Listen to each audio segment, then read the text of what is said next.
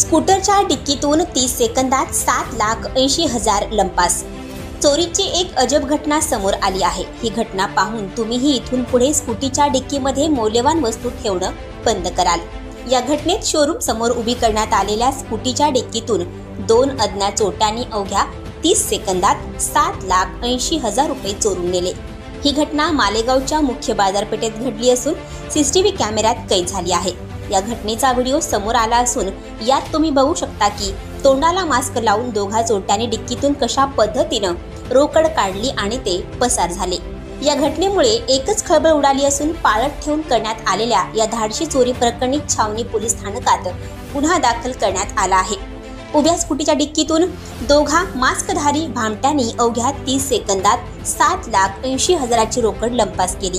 लोढा मार्केटमध्ये वदळीच्या ठिकाणी दाढी चोरीचा प्रकार घडल्याने खळबळ उडाली आहे।